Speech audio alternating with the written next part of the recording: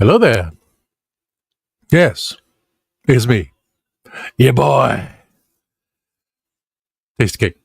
So, welcome to Tea After Dark. Yes, what was just a small concept, I said, no, I like this idea.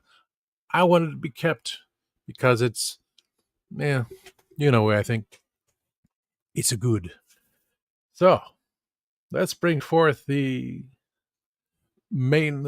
creator of the show, the man from the timescales, my producer on Spill the Geek Tea, Grego. Well, hello there, and thank you for having me on.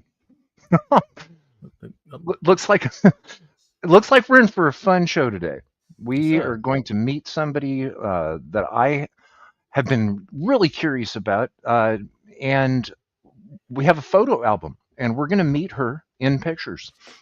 Uh, right here is none other than Gadget Pendragon. Hi Hi, guys. Gadget. What's up? Not much. Trying to adjust the camera and everything because you can see it's a little off. Well, I want to say thank you. You know, when you ask somebody to do an interview or be on a show, uh, you never know what's going to happen. You may hear nothing back. You will hear I'm booked up, and then someone says yes, and it's a good. That's always nice, and I have to say thank you. Mhm. Um, I have the way that I ended up meeting Reverend Amagon was because of the Legend of the Traveling TARDIS. I started watching that show several years ago. I think it is the very first Doctor Who program that I ever started watching on YouTube. And I have that show to blame for wasting and burning a lot of time on, We on YouTube. see how many It's subs we're not up to right right. now. Yeah, not with that show, with everything. That Yeah. show opened my eyes to how much creative content can be found on YouTube. So I try not to miss it. Mhm. Um, and I like your news segment. Mhm. It's very well done.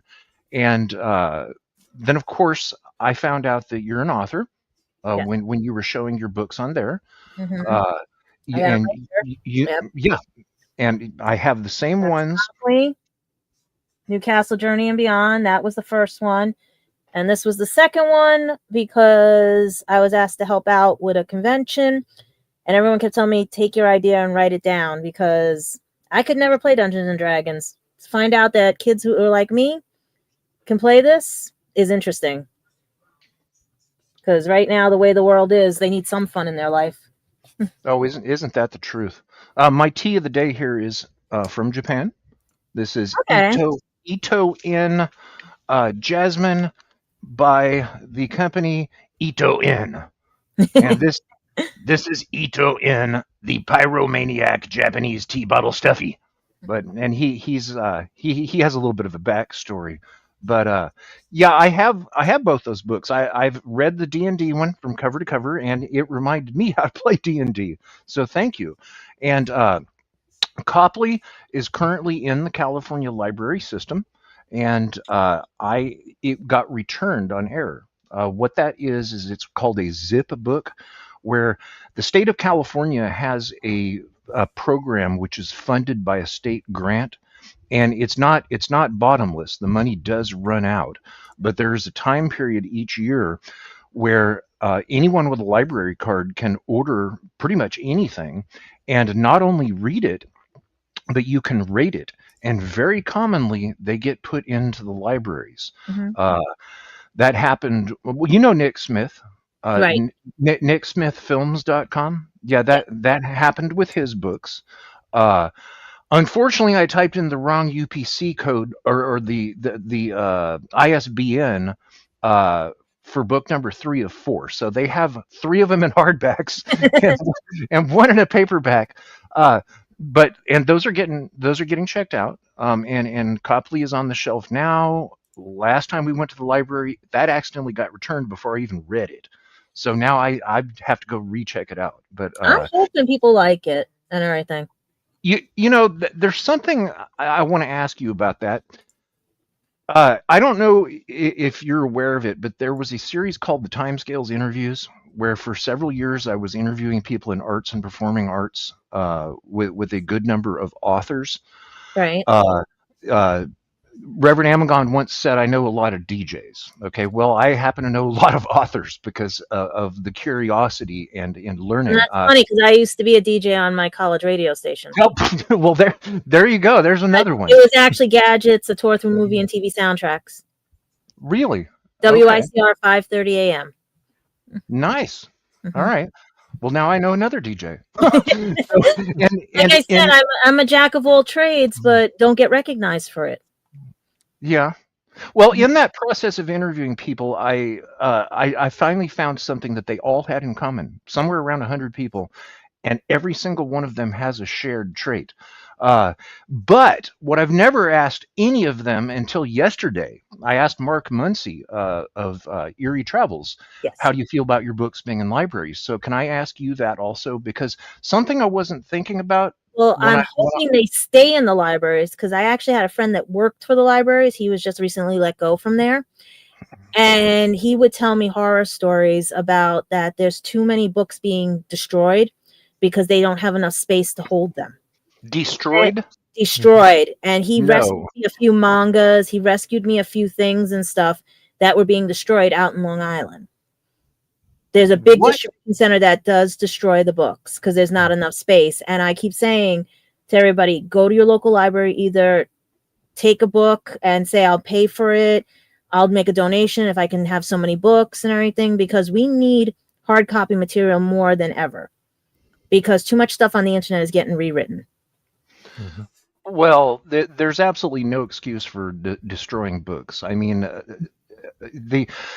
in California, I don't think that we would allow that to happen. What happens here is that once a book has been available for about 6 months to a year, if it's not being checked out enough, then it actually gets transferred by the zip system to other library systems. Right. And then eventually, if they don't want to pick them up, they're sold at a book sale. And we have some absolutely awesome book sales here where everything is just $1. He would find things in the garbage, everything, because they just couldn't, it was too much and stuff. Like, I'll go to dumpster diving because it is legal and people don't realize it is legal, and go to bookstores, everything, and see if I can find anything that was thrown out because either it didn't sell or they had too much of a surplus or anything. Even when I went to Comic-Con, they were giving away all those books at the end of the night. Otherwise, they would have went in the dumpster at the Javits Center. You want to hear a horror story about I have 41 books sitting in a box right now of young reading ones, especially anime and things like that. Okay. You know, have you ever heard of Half Price Books? Yes. Okay. That company down in Houston caused some sort of an uproar back in the 1990s because someone went in the back with a camera and filmed a dumpster full of books. Yep. But what people were doing is the company had a charitable image, and people were feeling good about donating all of their books to Half Price Books. It was a new rage. It was an in thing. I remember a lot of my friends do that with their college books, everything and stuff. Yeah. Well, they were trashing them. And this was the days before YouTube, when you could catch something like that on film and start screaming from the mountaintops on YouTube and get a lot of attention. But back then, the internet was just getting started, and I think it was the local newspaper that actually cracked that story about them burning the books. But I'll tell you what, Copley was picked up. Okay, that one was added to the library system. Right. And I don't know the status on the Dungeons and Dragons one because it's being offered to other zip sharing services. Oh, wow. So I don't know where it's going to end up. But they did pick up Copley. So that one is in our system especially now. This one a lot of people like because there's too many people that want to learn, can't learn because of a learning disability or who have autism. Like I said, when this got tested, we had a normal person being our regular dungeon master, and our junior dungeon master was someone with autism, and they won between the two teams, won the junior dungeon master because they found, and the dad said he never partakes in anything. This was perfect. So that's what I'm saying. If it could just get somebody to start something or try something that it wasn't, and he kept telling his dad he found it easy to understand. Yeah, me too.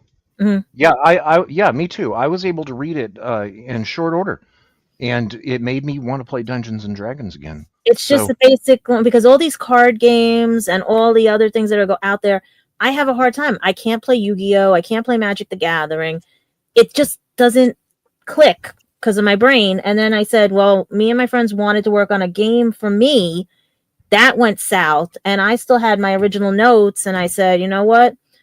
Let me try something. He said, and it was my uncle's friend. He runs a comic book store. He was coming to Bronx Community College for the Kids Con and everything.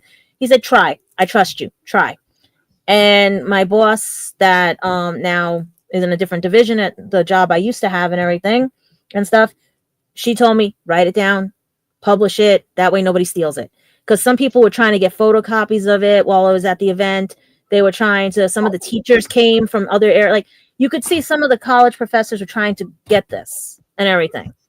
And the crazy part was that even the college had told News 12 that go upstairs. There's a girl who's promoting her book and everything. They never came upstairs. And I was like, and then when I went downstairs to tell the reporter, and I'm like, it's a book about games and for kids and like they didn't care. And the idea was to show new things. Like they were showing comic book authors there. They were showing new books. But for me, it was like, we don't care. We're not going upstairs. And I was like, that's odd. Why, if you want to promote everybody downstairs, but the game is being held upstairs because there was more room for the people to play, because we had a bunch of tables that everybody could be playing on and everything. And we were teaching them the rules. We were teaching them everything. Yet you wouldn't come upstairs and put that on your news? Like, this is something anybody could do, you know? And that was like a little upsetting. And even everybody was saying, why didn't they go upstairs and interview you? yeah, it sounds like they definitely missed an opportunity with that. A lot of Okay, times when I go to conventions, they're all like, I'll say, I'm this, and they go, you're not an author. You can't be because you are dyslexic. And I'm like, I can be an author. Because they said, you didn't write it. I said, no, I dictated some of it into the computer, but I did type most of it, and I did handwrite. Some of the notes are somewhere around here. yeah. Well, who's to say that somebody can't be an author? What if they can't physically hold a pen or Right. or use a keyboard? Yeah. You know, I have to use voice to text or voice to typing instead of typing. Some of the time, I have to use my voice. You know, I want to talk to you about the books. I want to talk to you about cons, but let's let people get to know you, who you are. Okay, we have your handle, Gadget Pendragon. Right. Okay, That was my acting and stage name. Yeah. okay, and then the opening card does show your My pen real name. Yeah, Yeah. your published name. Right. I have a good amount of pictures here. Thank you for Well, I sending didn't know if over. you needed them for the book or history background or what was going on and everything. Like if anything came up. Okay. Well, Or what your fancy, like if something was like, where did this happen? How old is this picture? yeah, that's Yeah. what I would like to do is start showing these and have you tell us that about these pictures, because that's a really good way to meet somebody and understand who they are, is look at their photo album. So and we have it right here. And I wish I could have sent you more celebrities I know, but a lot of times back in the 90s and the early 2000s, a lot of people didn't have these smartphones or cameras. So everything is still on negatives, or nobody took a picture because Oh yeah. you just call somebody. And that's what hurts, because as I told you before, there's a certain two people that, especially one of them, I don't have actual pictures with, because one was too far away, and the other one, we just were so close as being friends and everything. It was like brother-sister relationship that we didn't need pictures, you know, and stuff like that. Right. Yeah. And we said we'll eventually get one later, you know. Yeah. There's a lot of And that happens with a lot of celebrities I know and everything. Yeah. Okay. Yeah, there's a lot of that stuff missing. That reminds me, I lost all my pictures of inside the World Trade Center, Tower Number One, Oh, because wow. they were on film and they never got converted to Right. to the internet. So Well, that's another thing I want to bring up with you guys. I'm also following that book, The Secret, that Priest, I think his name is, that started the scavenger hunt in 1982 for the gems. So that was another thing I wanted to, like, I've been also hunting that as well in my free time and everything. And there's some on my YouTube channel about that one. Okay. Yeah, so All it's right. like I'm a scavenger hunter too as well. So yeah. Cool. Mhm. I just recently found a geocache on accident. Oh So wow. I need to look into that more. Yeah, they're fun. They're like, that's why since 1982 people have been trying to find this one. So I was figuring maybe you guys could help me on another show and everything, figure out Yeah. this book and everything, since you said you like reading and stuff and mysteries. So this is Yeah. like a mystery, yeah. Okay, They've so already found 3 of them. you can be on more than one Tea After Dark show then. Sure. As long Yeah. as you guys give me a heads up, because I also want to give to our fans everything. Also, the fact that I am a caretaker and everything of 2 elderly parents and should not have to be, but I do it out of the kindness of my heart because it's basically, they don't realize like I'm here. It's it's a long story. That could be another episode or anything. I won't go into more details, but if there's any caretakers out there, I sympathize with you. I understand you. And I'm learning now to take some time for myself because a lot of times we forget. So I'm Okay. hoping those out there know that. Yeah. Okay, cool. All right, let's jump into these pictures here. These are in no particular order. Nope. Who's Yep. that? That's the cinema snob. I've been friends with him for a long time and everything, and we finally got to meet at New York Comic Con, and you can see how like small my cell phone case is. 'Cause I forgot I even had that cell phone case and everything. But it's his name's Brad. He is so cool and everything. He's a dad now, and it was just one of those where you make friends out of strange like places and everything. You never know. Like I was online, I was talking, and he was a friend of a friend, and it ended up a friendship that lasted and everything. I still want to get a chance to talk to him. I get to talk to him, but right now, not much and everything because he being a dad, he's so busy and everything, you know. Okay. But, And mhm. I just realized that I pulled that up in the wrong place. There we go. That's better. That looks like a TARDIS. Huh? Oh yes, I see the TARDIS. that is the squishy TARDIS. That was supposed to be the original cover or back cover of Copley when we were testing it because that was taken out, believe it or not, in England. I just don't remember if that was the hotel over in Cardiff, over the water and everything, because the ex took that picture. And I was just looking like we needed something like picture wise because there was never any pictures of me. And we found a few that actually works because I don't smile. So it was like we needed something. Okay. But, Now you say a squishy TARDIS, and you were going to originally put it on the back cover of Copley, yeah, that was which the original would have fit cover. in. Yeah, it would have fit in perfect with the blue. Right, because here's Squishy. What happened was being on the Legend of Traveling TARDIS, Christian asked many of us if we were to be honorary like TARDIS handlers and everything, if we had our own TARDISes or TARDIS Eye or however you say it and everything. And I had Squishy. There was a few other ones that dropped out after a while, but we would go to the conventions and we would get pictures. We'd say the chameleon circuit was broken. So you got Squishy, you had Little Boy Blue and everything. And then when I started going to anime stuff, Soot started getting on there because someone had produced an anime of Doctor Who. So it tied in and everyone thought that was the coolest thing. And then it got its own little scarf and everything to match for the 4th Doctor, you know, like it needed a scarf. It was just a fluke that I found this in Five Below, and it was a pet scarf to match the TARDIS. That was just like, everyone was like, that matches. And it's been going ever since. And if we ever lose it, it does have on the bottom. Everything. Oh. Yep. That was written on there. If it ever gets lost, God forbid.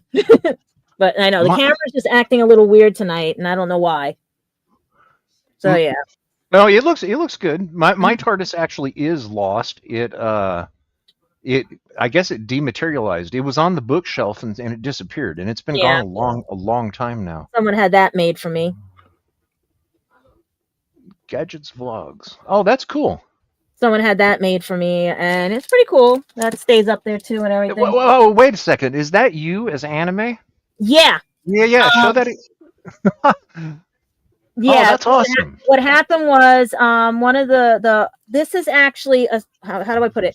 is it Asuka Asana from Sword Art Online, and the author, I contacted him, and he said, "Oh, it's royalty free, meaning whatever, you can do whatever you want to it." He gave me the original. I sent it to somebody, and they put the glasses on. They did everything and made that. And since I know Jeremy, who is the voice of this character, she starts cracking up laughing all the time. She's like, "You do look like her." Yeah, it does. Mm-hmm. Once you put the glasses on, yeah, it does. And she was laughing all the time. Yeah, the glasses nailed it. So yeah, that's one of the ones and everything. And then that was when we went to the Doctor Who experience in 2016. Okay. And that the experience. You're talking about in England, right? Yep. It was, that's what Copley's based on. Copley is based on the trip to England and what happened that time. Because when we talk about the books, there's a lot that goes into that book, because it was what saved me on a few people who were trying to destroy me. Okay, so spoilers there.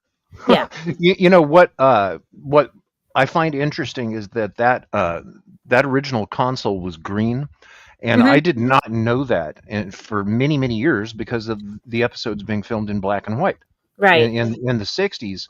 And I remember the first time I saw a picture of that, it was not that long ago. It was just a couple of years ago that somebody put that online. I was like, what?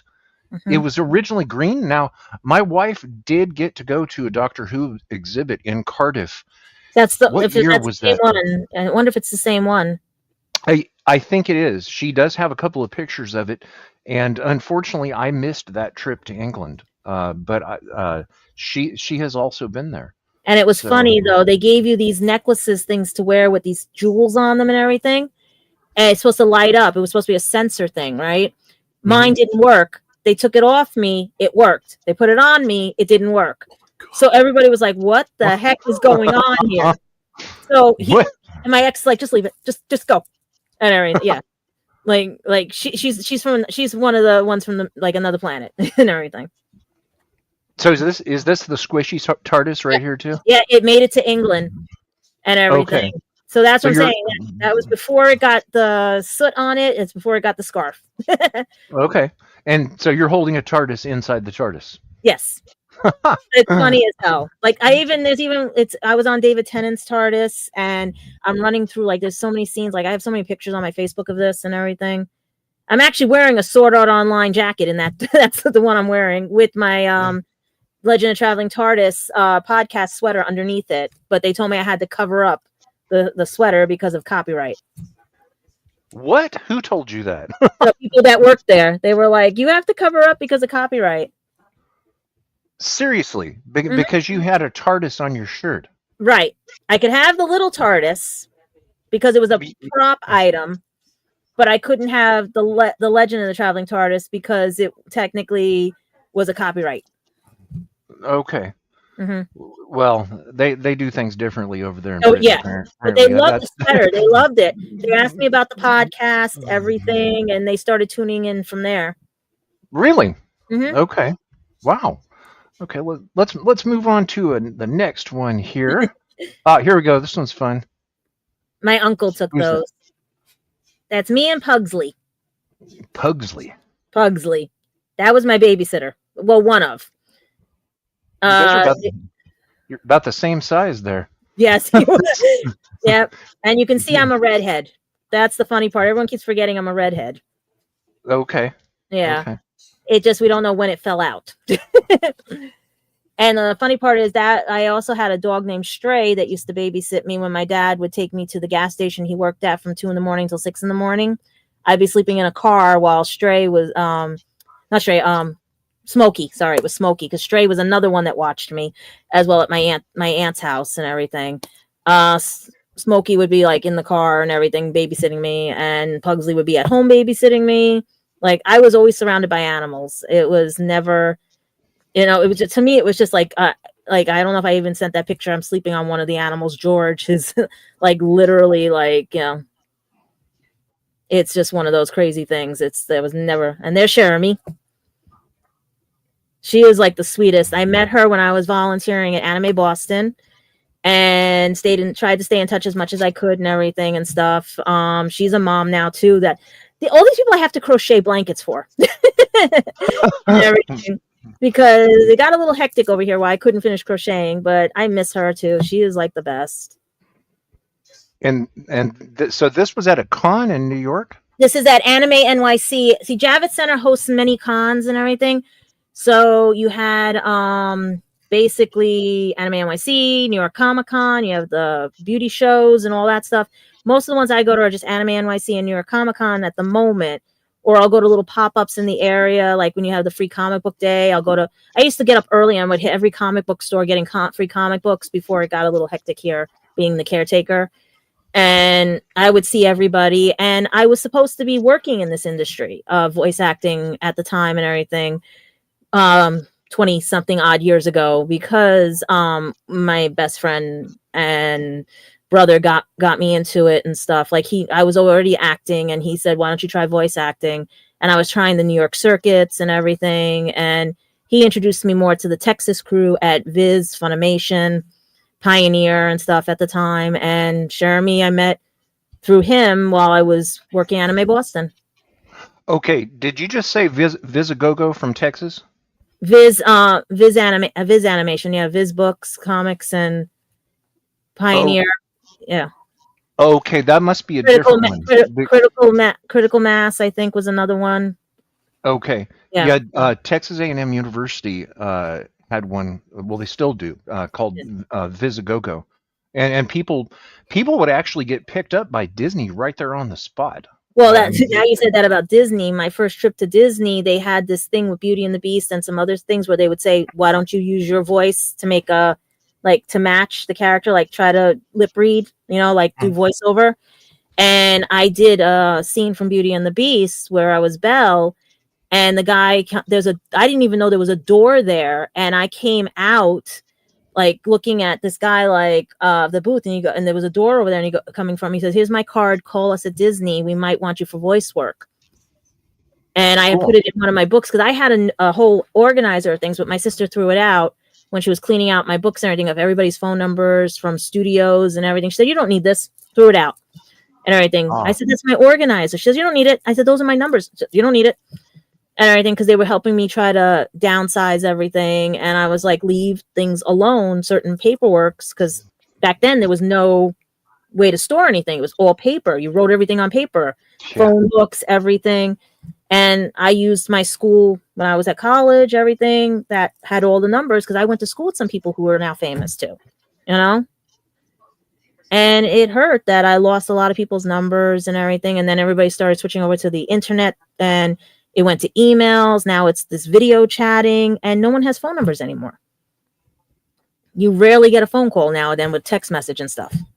Yeah, no doubt. And I guess the card catalog at libraries. Oh, I missed that. I love that. That was the original search engine right there. Right. Yeah. And this was a cute idea that someone told me to find on Disney XD, because I was helping promote some things for Disney that at the time I couldn't talk about, like especially DuckTales. I was working on some other things. I had sneakers I was working on. Because they told me I could make anything I wanted just to promote the show and stuff. And this was one of their things they had on their children's page, as they call it, their children's app for Disney Now. And they said, try it, see what you get. And I liked it. And I was recommending it to a lot of people to try. You don't have to be a kid to just try it. Adults can try it too, Right. And it came out really cool. I love this image. Okay, I'm creeped out here. This thing just moved by itself, and it scared me.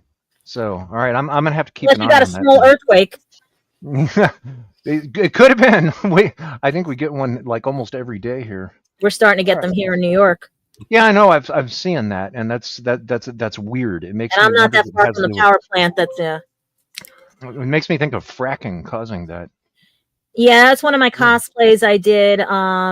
It's supposed to be steampunk and everything. The hat is actually up there and stuff, but I decorated the whole hallway. I do this for the kids every year. This is my 20th year of doing Halloween, but that poster behind me, if you see where it says Gadget Vlogs, was actually made by some people at Funimation. They don't technically work in that division anymore, But that was a birthday present for me because the bottom says like happy birthday and everything and stuff, because I've known everybody for over 20 years there before Okay.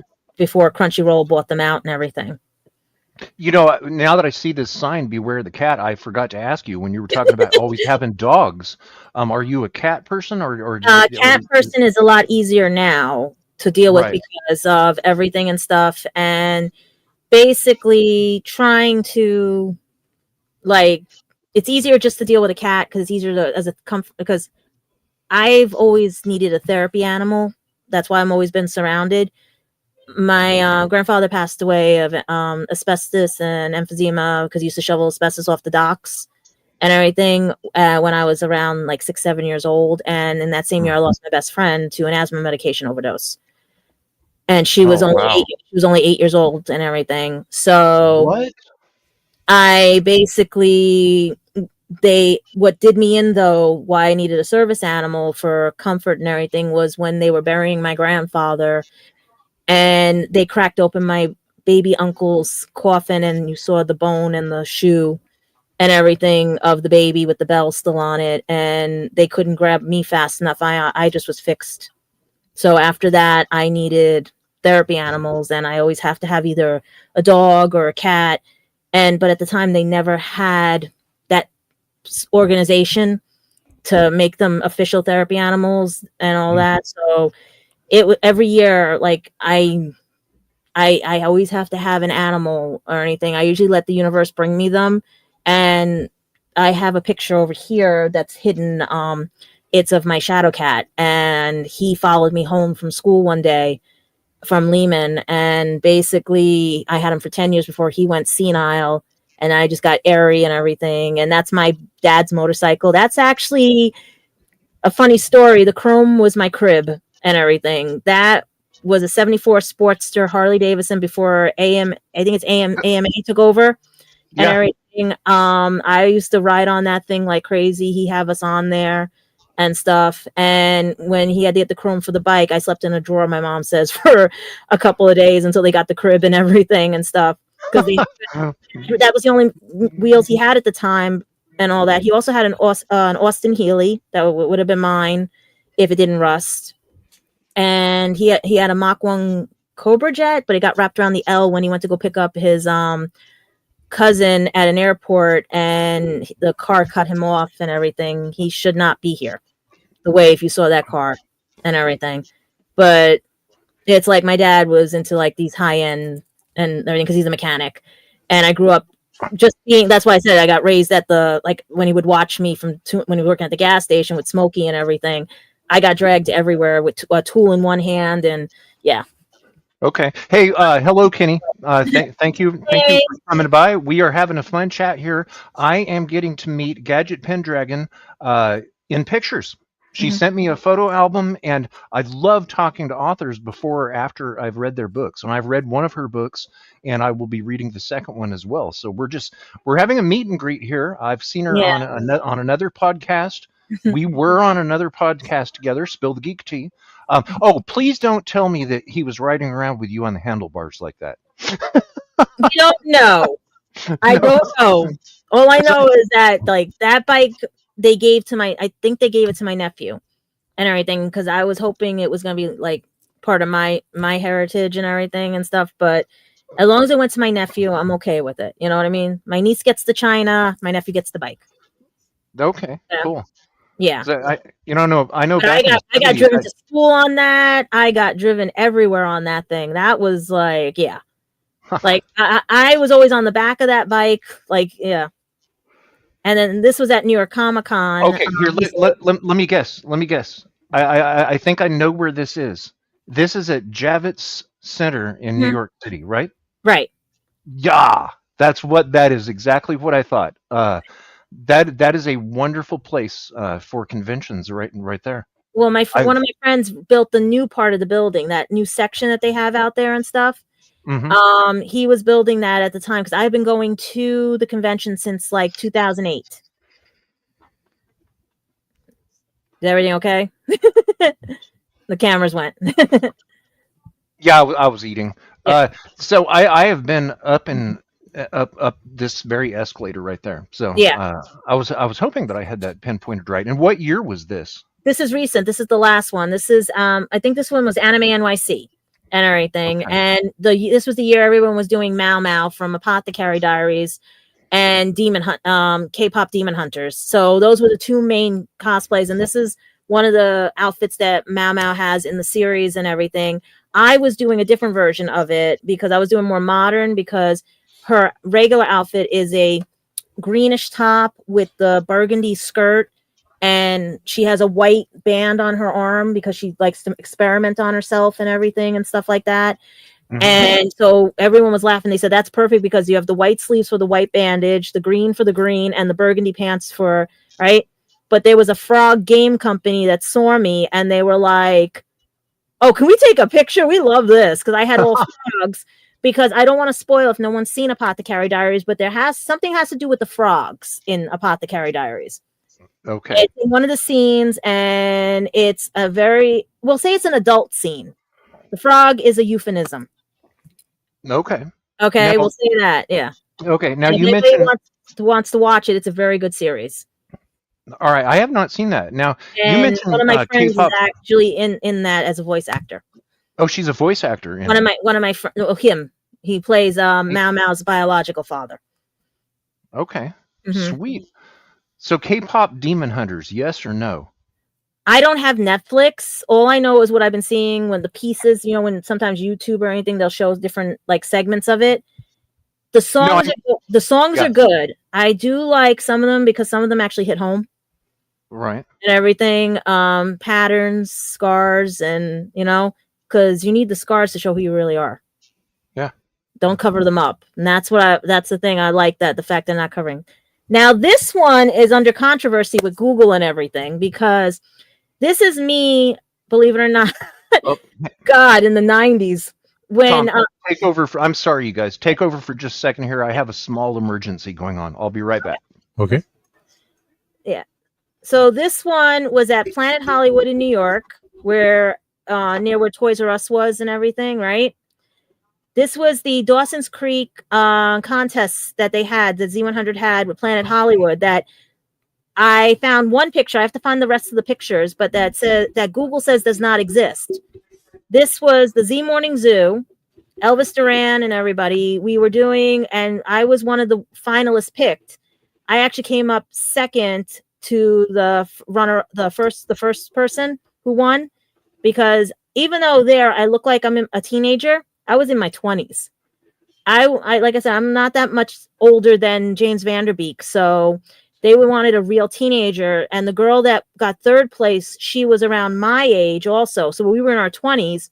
But the one they picked, she was in her teens. She was like 18, 17, 18, something like that, and stuff. So they picked her, and you can see on the news me in the background when they're interviewing her and everything. But I had gotten second place when she got first place and won and everything. But this is the Z Morning Zoo, Elvis Duran, and I think that's Christine there and everything.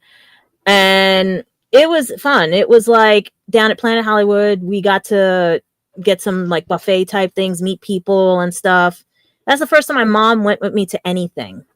And she wasn't, we'll talk about that later and everything and stuff with maybe another episode, but this one I liked. This is when I was working with a certain, how do I put it? Convention at the time. And basically you can see a bunch of people in the background, or other, like, I think Nick is in the background. And this wonderful person here, he got the raw end of the deal on Doctor Who. I'm just going to say that. He got the raw end of the deal. Oh, I loved his season. Yeah, that's. I know, like him and with Perry and everything. They did not get the season they deserve.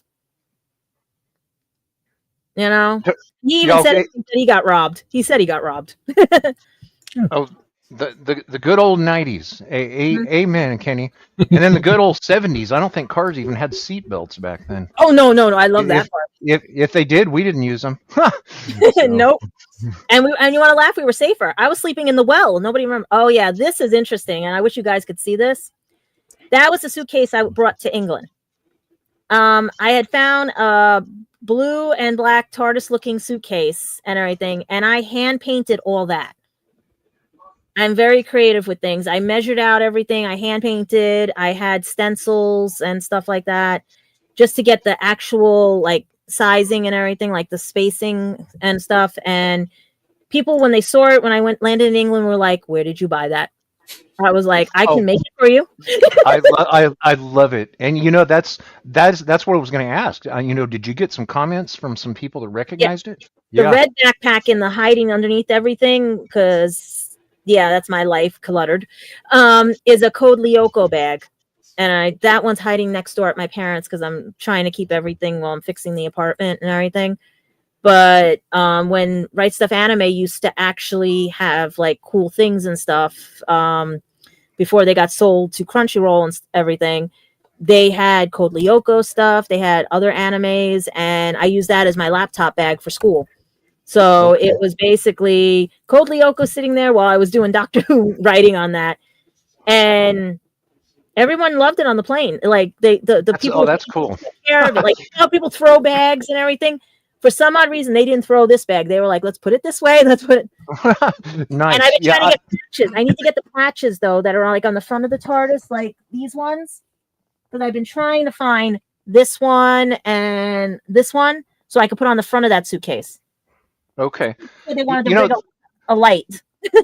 The things that can trigger a conversation between Doctor Who fans, I just found out one of our neighbors is a Doctor Who fan. He has this old pickup, and it has like 50 bumper stickers on the back of it. And guess what one of them says? It's just a black bumper sticker with white text, and all it says is "Don't blink." Okay. Now that is going to catch the attention of Doctor Who. You know what? I'll take a picture of that and I'll send that over to you. It's really funny because as a Doctor Who fan, you got 50 bumper stickers on here, and the one that stands out immediately is the one don't blink. Don't blink. All right, let's see what we got here. Oh, this is fun. This is really cool.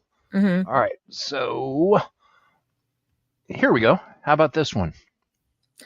Don't remember the old photo booths?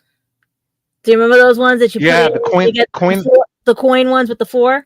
Yeah, and they still have them in Japan. Yeah. Dad took me and my sister to there. The other side is the one, like he cut it in half because the first 2 are me, and then the other ones are me trying to hold my sister. She wouldn't take the picture.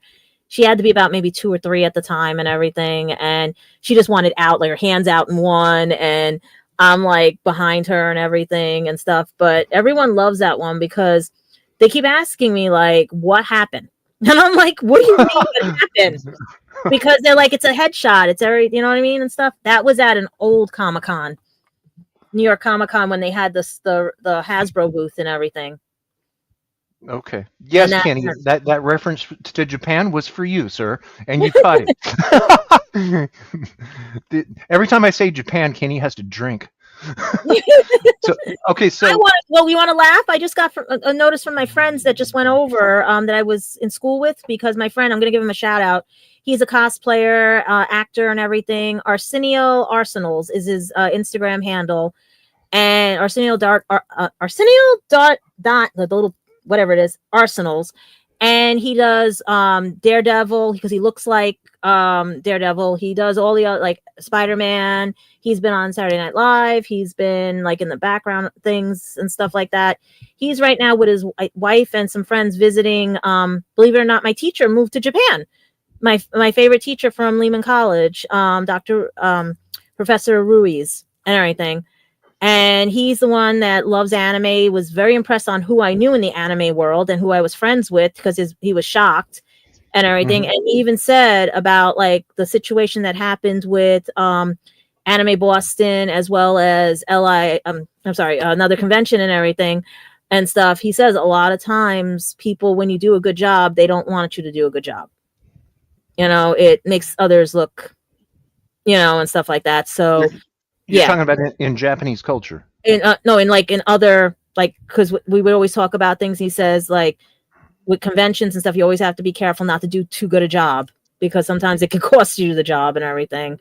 But right now, he loves the Japanese culture and everything. I didn't know he moved. He's actually in Kyoto, something like that. Yeah, Kyoto down south. That was the original capital of Japan. That's an absolutely beautiful city. I told him to have him friend me. I told him to have him friend Yeah. me because I missed that. He was a good teacher. He was really cool and Wow. stuff. Yeah. Like you Well, want to talk anime, he knows his anime. this right here, I love this one. Yeah. the stormtrooper looks oddly tall in compared to Darth Vader, and I don't know how they did the force perspective on it, no pun intended, and everything. But basically they asked you to sit in the chair and you played Palpatine. You were just in the chair as a figure.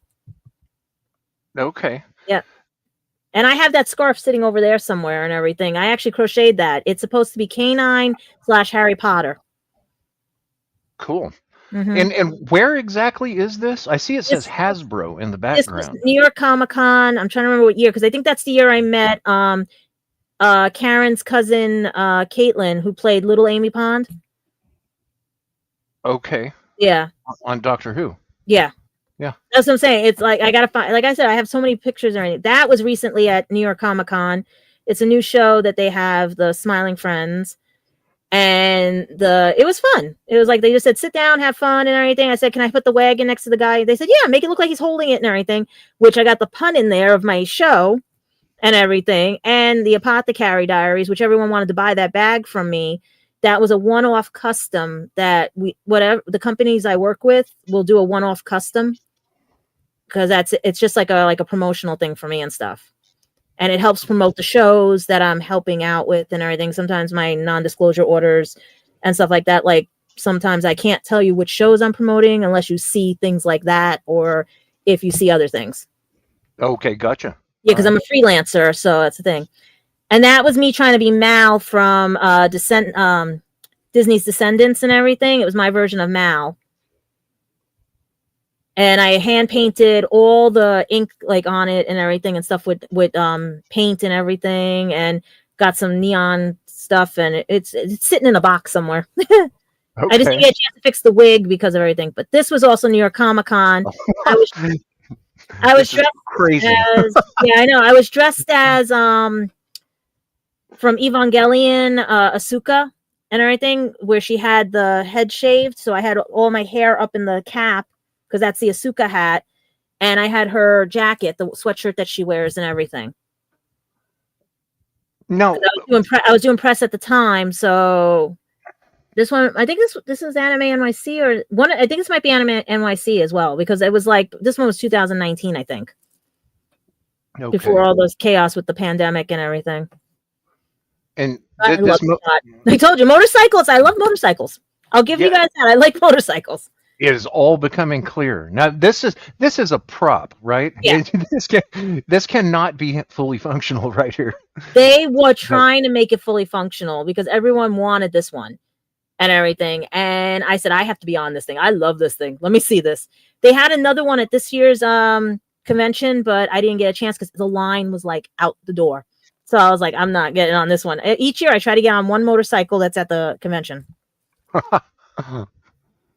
There he is. That's George. Okay. Yeah, this should be. I'm trying to find the other picture where I'm laying on him. Like, he used to let me sleep on him. He was like, his brother was Stray, the other one that used to watch me, but George was like the best. Like, whenever my dad had to go over to my aunt's to help fix the cars or anything, they would watch me. Believe it or not, her daughter actually spotted my dyslexia before anything, because she tried teaching me languages, because she's a translator for the banks in Spain. Her neighbor was Sean Connery. And basically, she's in Madrid. She spotted it, but no one would listen to her. You know, this may be a good Oh, time. those are boy sneakers, by the way. I couldn't wear girl sneakers. My feet, I have a wide front, narrow back. So every girl got mad at me because they liked those sneakers better than the girl sneakers. They were at Fava. Right. The Fava shoe store. That's where I got them. Okay. Mm-hmm. Yeah, he looks like a nice guy. He looks like a nice big warm pillow. Oh, he was. They said he was an Akita Chow something, or he was a mix. He had like the black tongue and everything, and he was just a sweetheart. No bad temper, nothing. He just let me just be like whatever and everything. Okay. You Mhm. know, you've mentioned dyslexia here several times, Yeah. and for someone watching this that may not know what that is, could you describe that for us? And the way I understand it, the way it was explained Ye- to me, yeah, just from your perspective. well, Uh, when I got diagnosed, I was diagnosed late. They suspected in second grade, but I got diagnosed in sixth grade when my handwriting went and all the other things. I had to lug believe it or not, a word processor with a printer to school because I couldn't write anymore. That was before they found out about dysgraphia, which is another form of dyslexia. I had a hard time reading out loud. I had a hard time with certain words. Like I didn't know I could spell them phonetically, but couldn't spell them correctly. But then also they said it could have been also because my family comes from Europe. So like color spelled one way, color spelled a different way. They thought that was it. They thought it was the head injuries I had as a kid. They just kept going on to the point where I had to go through training to learn how to read correctly, which still doesn't work because I still mess up on some English words and everything. They found I can't speak another language because of the language processing. They said that I can read to myself because I self taught myself that, but I can't read out loud, like I said. It has difficulties with certain things when you get stressed out. Forms are a nightmare. I have to have them read to me. That's why I love when you have like devices that can read out loud when you put the device over it. Because I grew up with a lot of those type of things back then where they had Fisher Price had come out with things where you press the button and it reads for you. mhm. So they said that's why it was masking like, and plus my intelligence was very high. So they said I was compensating a lot. We don't outgrow it. Adults have it. We just, like I said, compensate. And it was a struggle because people would say, but you can do this. Why can't you do that? Are you dumb? Are you lazy? Are you stupid? Why are you so slow at this? Why can't you do this? You did it just before. We can do things. It's just, it's like a sequencing. It's a genetic mutation on our brain in the 12th, 5th and 13th chromosome, something like that. They're finding out more and more, but it's all I knew was that I had a hard time reading. People kept testing me to see if I was faking, and I have struggles unless I have tools. I'm okay. It's just I'm not going to be 100%, but some people it's hard to describe because some people say they got the help they needed and they're cured, but you're never cured. And me, it was more, I could do more creative things. I could do more deductive reasoning things, data processing. It was just the language that never processed right. And everyone's laughing at me because they were like, oh, but you watch anime. I said, yeah, I have the subtitles on. But Right. then I would have English, like regular shows and everything, and still have the closed captioning on because I couldn't tell what they were saying because of the wording. So I would have to see what the word is. And that was also teaching me how to spell the word if the closed captioning person knew how to spell the word and everything. So I knew what people were saying because to me, I didn't know chaos was spelled with a CH because I had watched Get Smart and they spelled chaos with a K. And all my life I was thinking it was a K until I'm playing Sonic the Hedgehog and everyone's like, what are you calling these emeralds? And I'm like, and I said like what the CH sound is, and they're like, no, that's not what these are. They're chaos. I said, but that's not a K. So it's very hard, difficult, and annoying when you come across people who think that they hear learning disabled or they hear dysgraphia or mirror touch synesthesia, because I have that too. Um, that you are should be slow, incompetent. Like my last job, I have no gag order. I can actually talk to you guys about it. They would always make me feel like I was inadequate, and my last 2 years cost me my job because they wouldn't give me the tools I needed that I had for 16 years of my 18 and a half years of my job, where I was able to process things and do things and stuff because they felt that it was a behavioral problem and not a learning disability, that it magically appeared because people with dyslexia outgrow it. Okay. But they don't say that to somebody with autism. Okay. All Mm-hmm. right. Well, thank you. Oh, I yeah. have I there I know someone else who has dyslexia, but I've never actually known someone Like if you ask me a question, I can describe it better. Like certain things and stuff. But to me, that's like a summarization of hell I've been in. Because Okay. to know that my handwriting went because of something called dysgraphia. And then I also have this balance problem as well, which now they want me to see a neurologist because back then I did see neurologists and everything. And that's who said I have a balance problem, but they never gave it a name. Now there's a name for it because dyslexia is a term above, like a high term. And then there's things underneath it, just like autism. There's autism, and then you have Asperger's, you have, right? And stuff like Right. that. But there's more known about Asperger's and autism, even though it came from the schizophrenia gene, than there is on dyslexia because they just gave up on us. New York does not recognize dyslexia as a disability because they said they can't pinpoint where the disability is, but yet you can pinpoint autism with Asperger when Asperger's people ask, they ask, this is part of dyslexia, the words. They act the same way where we have troubles too. We do finger things too. We do everything, and stuff like that. It's similar, but not the same. Okay. Theirs came from schizophrenia. Ours came from a genetic mutation. But then you throw other things in on it, which is the dysgraphia, dyscalculation. I can't remember the name of the one that's with the balance problem because this dyspraxia, I think, or something like that, or something like and everything.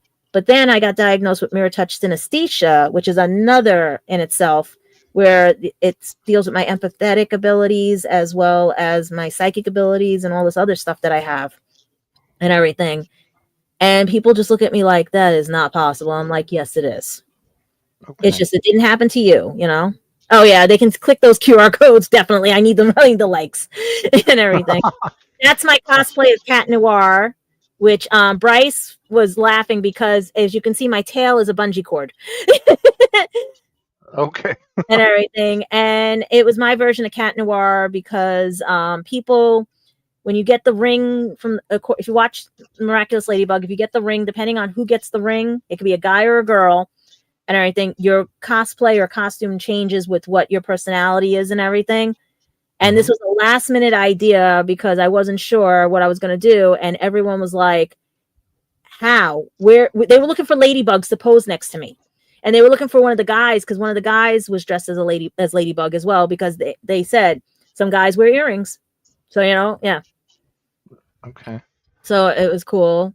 And this is that company I was telling you about, Aloha Comics with Alex and everything. That day we were talking about that, where they had offered for me to help out with the booth and everything, but it didn't go very well and everything and stuff. But I love the series Link Click because my friends do voice it. They're all acquaintance friends right now because I just started meeting them and everything. Zeno and Alejandro, they do the voices of the main characters in the anime series.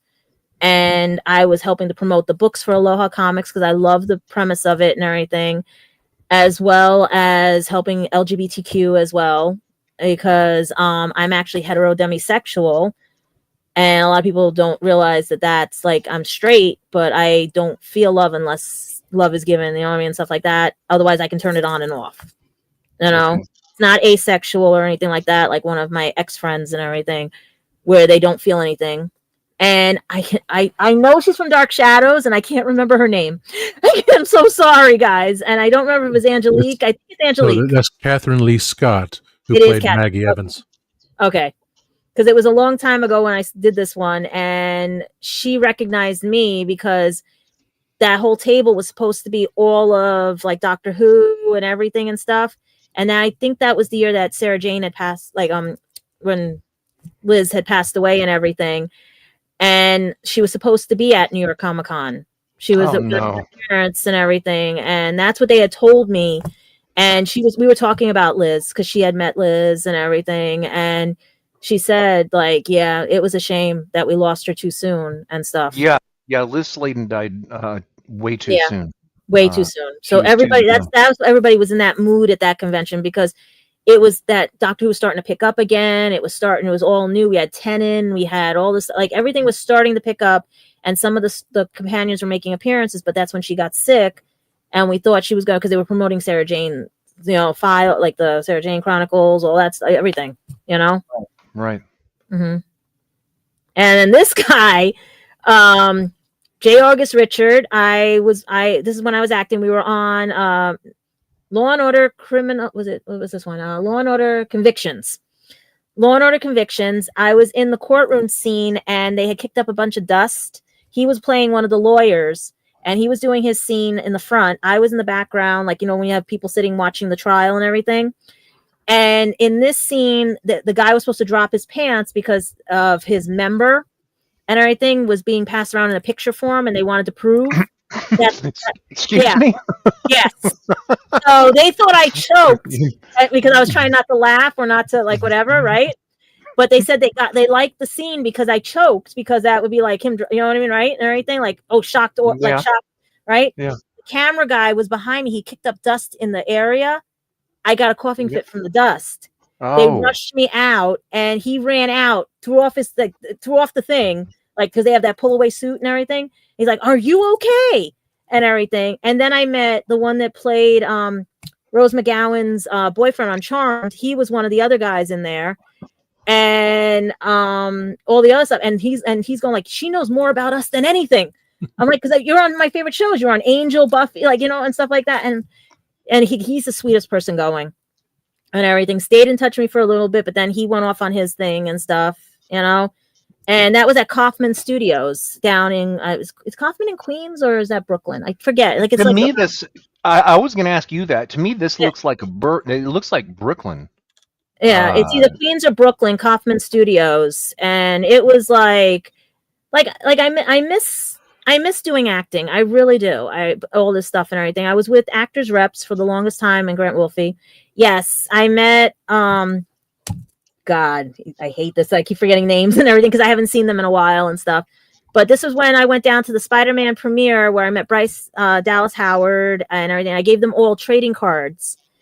And Bryce, I've been trying to get back to her to say, "Hi, how's everything?" Because I remember she was pregnant at the time and all that stuff. And I didn't know that one of the other actors was going to be there, Sandman. So I didn't have a card for him and stuff. And he just posed. He was like, "I'm going to pose with you." Like, cool. He picked me out of the audience. He picked me and two other girls out, and he said, "I'm going to pose with you." Nice. And Eric Balfoy, my favorite person, he was also on Law and Order Convictions that day too, and everything. Him and J. August were working together and everything. And he remembered me because I also had auditioned for Kids Incorporated. And one of my relatives had put me in for that to audition and everything. I never got it. I never got the call back to actually do more and everything. But he was like, he said, "Damn, you were one of the headshots we saw and everything." Because it was basically my family just had taken a picture. Like, some of my family members knew a lot of people in the industry. They knew vaudeville. They went to school with like Red Buttons and Red Skeleton, Stan Lee and stuff like that. And right. Basically, I didn't know, like, when I was growing up in this family, I didn't know, like, Chaz Palminteri dated my cousin Nancy and everything. My other cousin is friends with Dion and the Belmonts and everything. And I am like sitting here going like, I remember these people, and they say, "You know these people?" Shush, shush, shush. You don't know these people. It was always a hidden secret that I knew people, like, especially members of like certain bands, that anybody that grew up in the Bronx used to hang out with my family members and everything. And I would always be the tag along kid because my mom didn't watch me. Everybody else watched me and stuff. Mm-hmm. Hey, welcome here, Jim. We are doing a little sit down here on Tea After Dark. This right here is Gadget Pendragon. I have seen her on the Legend of the Traveling TARDIS, and I wanted to find out more about her. So she was gracious and she sent over a bunch of pictures, and here we are meeting Gadget through a photo album.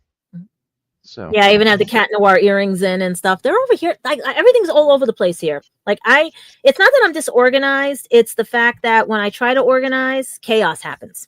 It's like everybody else is pulling me in every other direction. Now this right here looks like Queens, that's okay. Also yeah. That's also New York Comic Con. Anime NYC. Sorry, because I gotta remember which cosplay I was wearing. Because sometimes when I do press for the conventions and everything, and that's another thing, the press junkets are getting more and more stingy when it comes to things. When you tell them you are a press person, but because you're not a name brand, like they don't know who you are per se and everything, because you either had another job or you have your non-disclosure things and stuff, so you can't. Yeah, I played the drums. I want to get taught again. I really do. Are you And into music? Are I you into music? always was. My aunt that raised me, because like I said, my mom didn't raise me. My aunt raised me since I was little and everything. She was like my mom and everything. She always put music around me. She had those little organs, the plug-in organs, the kids had me on those. This was Aunt Thora's daughter, Terry, her boyfriend from Spain at the time brought them over. He was trying to get a gig here in a band and everything.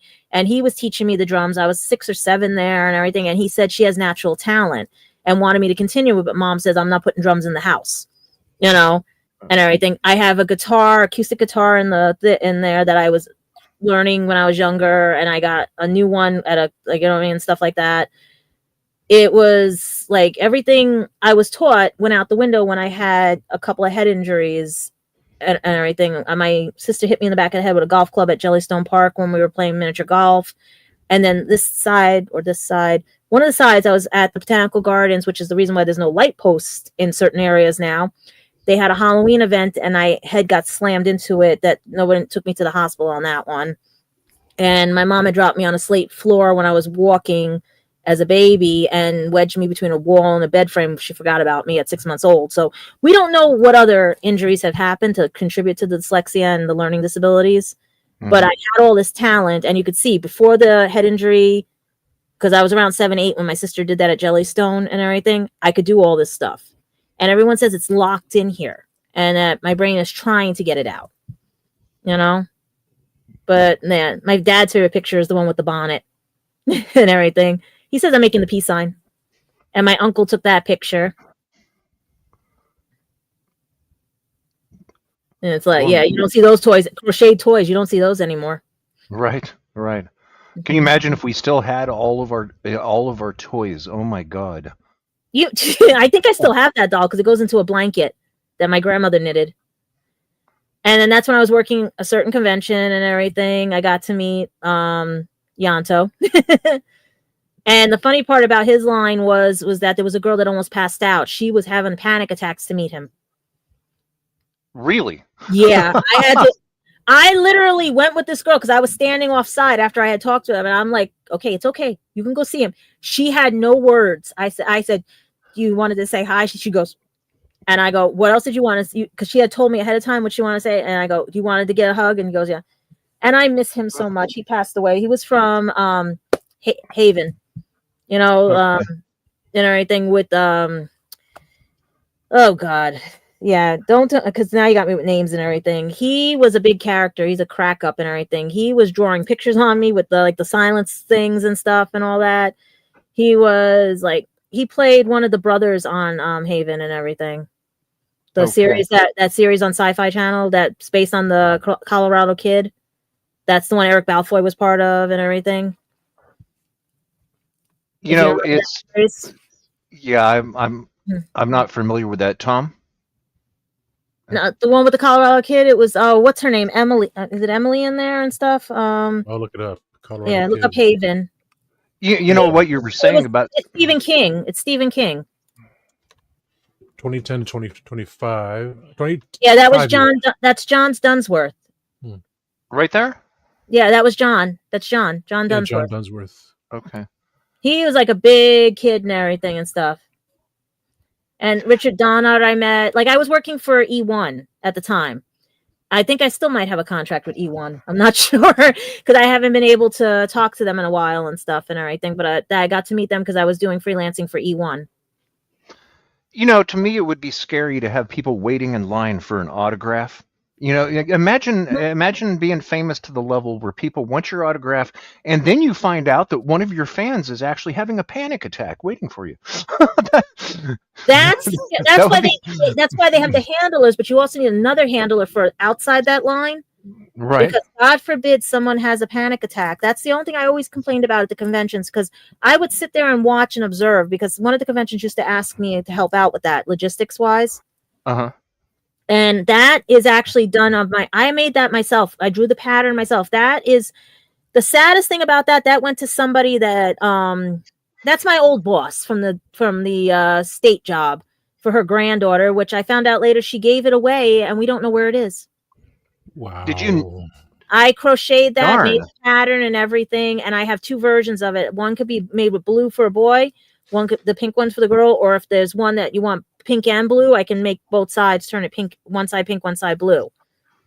Or like switch them up and everything. That was a pattern I designed because she wanted something unique for her granddaughter, and everyone's now mad at me because of what happened recently with my job. And when I found out, I thought she was keeping it for her granddaughter. She just kept giving it. She gave it away. We don't know where it is. So whoever finds that one, you are very lucky because that's an original. It's only one of a kind. You never will see another one unless I make another one. And that's a lot of things with my crochets and everything. They're always one of a kind. Cool. They may look similar, but sometimes they have little things. And that was when I met K9 at the Doctor Who event, the experience. And in someone, England. yeah, and someone did that for me. They saw it. I could use that for a Facebook picture. Okay. Sorry about that, Reverend. I think I clicked the wrong thing. Did I just take you off the screen on accident? Okay, all good. I'm fat fingering things today. All right, let's see here.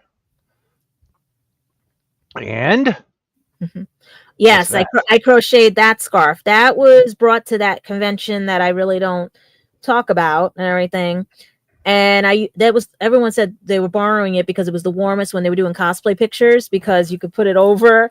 It's double-sided. The inside looks like a number 10. I just didn't finish putting the 1 and the 0 like black border. I still have to finish see how those little strings are like that. I took it to conventions and everyone is like, we want that scarf. I said, that was a nightmare. That was pain. It's double-sided because everyone's like, you padded this. I'm like, it's more like a blanket. Like it's really warm. Well, I'm with them. I almost said I want that. Yeah. And that's all done. It's in graph paper form. And there's Ian. He was fun that day. He was hiding his Snickers and everything in the package of the Daleks little thing on the side. All his garbage was going in there. Like he was like Ian McNeice, the biggest kid you ever want to meet. And then I find out from Ancestry I'm actually related to the McNeice line. Oh, really? That's cool. Ancestry DNA. So he might be a distant relative. I don't know. And that's it. There's Emily. Yeah, from Haven and everything. That's Emily. I think it's Emily. Yeah, I'm making sure. Yeah, Emily Rose. Okay, yeah. Let's see here. And like that's what I'm saying. Working E1, I was like always. Oh yeah, and that was the first year I went to the Nightmare Before Christmas Trail. I went just on Saturday for my birthday again, and I brought the TARDIS that time. So that right there is the squishy TARDIS. That's the squishy TARDIS. That I have the squishy one. If you know Dave has Pinky, and Christian has little boy Blue. That was done at Heroes and Villains Fan Fest. The wonderful artist that did that, he does like the still pictures and everything. And he said, take Squishy, put it there. I was like, okay. I sat there, had my Gadget Vlog shirt on, and he said, just knock like that. And I was like, okay. Yeah, I love that. That's my favorite one. Like I had him, like he was supposed to be in the photo book that I was making, and somehow the photo book never took off or anything. And I got to find his information again because I want to give him credit for that picture. Yeah, that is absolutely beautiful. And again, that was Anime NYC recently. She did a like a salsa version of Mau Mau and everything, where I did like a modern, like tomboyish one. With the frogs, and then that's also at Javits in New York City. That's the cafeteria area. Yeah. Okay, downstairs. Overpriced cafeteria.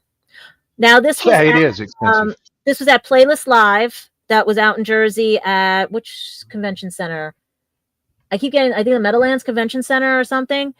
And they asked me to put something on there, and I put, okay, I'm going to put that and everything. And then they wipe it off for the next whatever and everything and stuff and everything. So they take a screenshot and they put it up. But I'm never going to Playlist Live again. That thing is too Not organized right. And that's one of my favorite people.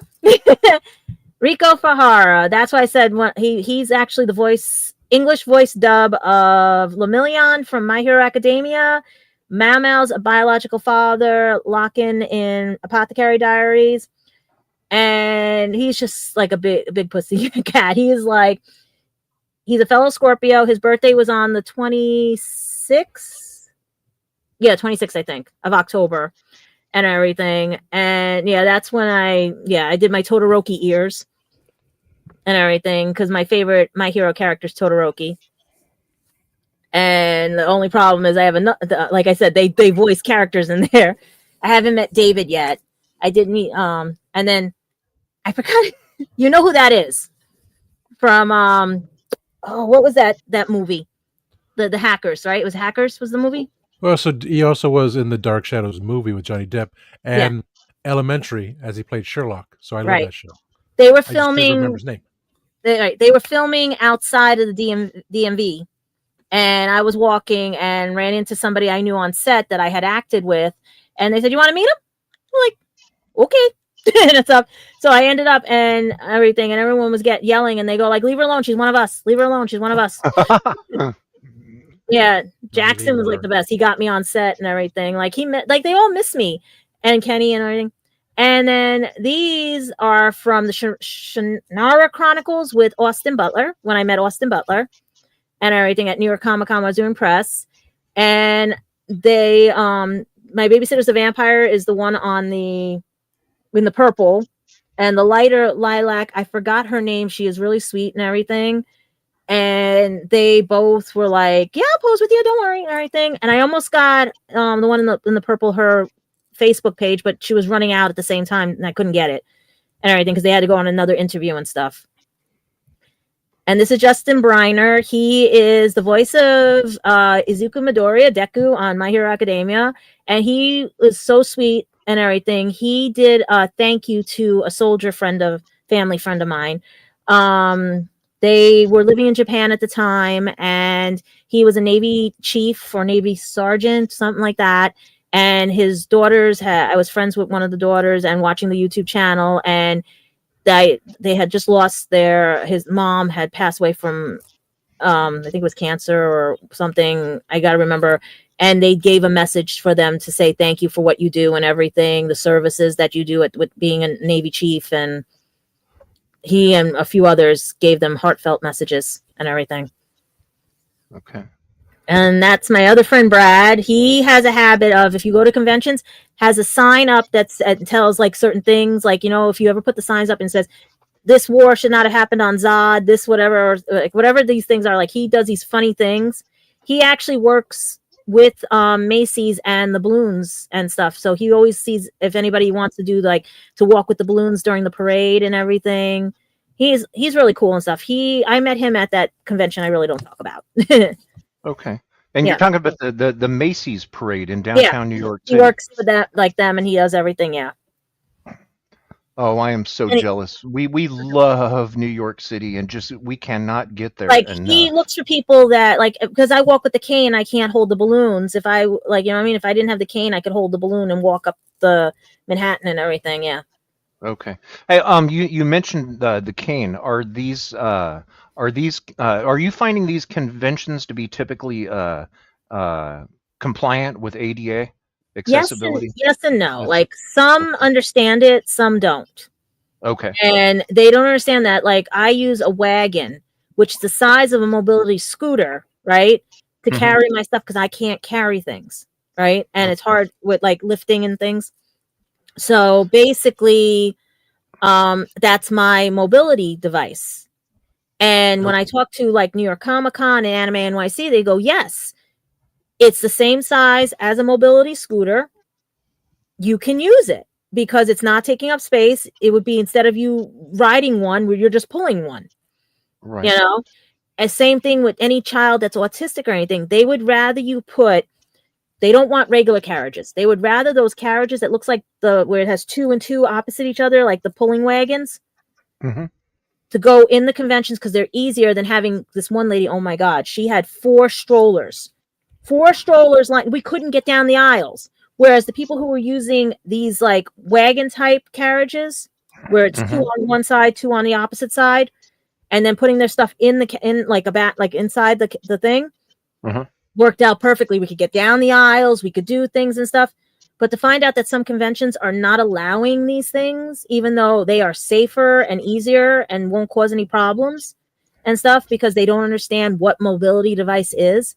That's why I do commend New York Comic Con and Anime NYC for checking everything and that. But there's still some people who don't know what disabilities are. And I even brought that up to some of the conventions this year, especially what happened to me when a piece of the fixture from ANA Airlines hit me on the head at one of the things at New York Comic Con. And that's another one that was on, we talked about on Legend of Traveling TARDIS, because I love ANA.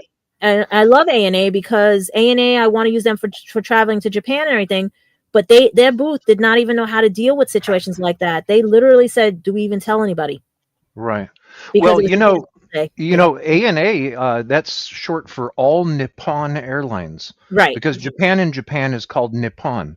And I'll tell you what, mentioning using those, I'll just throw this out. Look into Zip Air. Yeah, I was looking at those, yeah. Yeah, Zip Air. You just got to bring everything with you. Yeah, but who doesn't anyway? You know, whenever we're on that flight, you can't spend 14 hours without AV. You've got to have a laptop or something. So at the end of those flights, if you walk all the way into the back of the plane, they're 787 Dreamliners. It looks like a geek convention because the whole plane is lit up with people's screens. But yeah, that's right, Japan. Now this, I like this picture. This is cool. Yeah, this was this Cardiff Castle? I think this was Cardiff Castle. I was going to ask where that's at. So that is in England, and that's not on you. I want to go back because I loved it because I got to see that the Swan Theater at A Midsummer's Night's Dream. There was so much. If it wasn't for the ex-boyfriend and some of his friends, it would have been a good trip. And his dad getting injured was not fun. So this is not a university campus. No, this is one of the castles. Okay. Whoops. I think it's Cardiff Castle. That's what I'm trying to make sure if it was Cardiff, because I know they shot Harry Potter in some of it. I know we went to the church where Harry Potter was shot, with the center where they have the fountain, the churches and things and stuff. Like some of the stuff was blocked off because we didn't realize it was I went at the wrong time when it was people getting into schools, whatever they call it, move-in day or whatever. So a lot of stuff I missed out on. I was in a car most of the time with the Lake District and everything, and what I could get was either when we weren't fighting or his friends weren't fighting or, and stuff like that, Like I want to do over. Oh, and that was a christening blanket I made for my friend's son's christening. Original pattern as well. And you crocheted that? I made that going on my trip to Anime Boston. I basically was sitting in down in Manhattan at the Port Authority. I started with row 1 because it was like a 4-hour train ride and everything. And I was going at 6 a.m. because I had to be there by 10 o'clock and everything for the volunteers headquarters meeting. So I'm just sitting there and on the train, I'm just doing, and I had gotten it, and everyone's like, "What the hell?" And I'm like, I needed something to do because my other trip, I was there. She is, and everything. She is the cutest. Like now she's a full grown adult, but like her mom, I think, is still on my Facebook page and everything.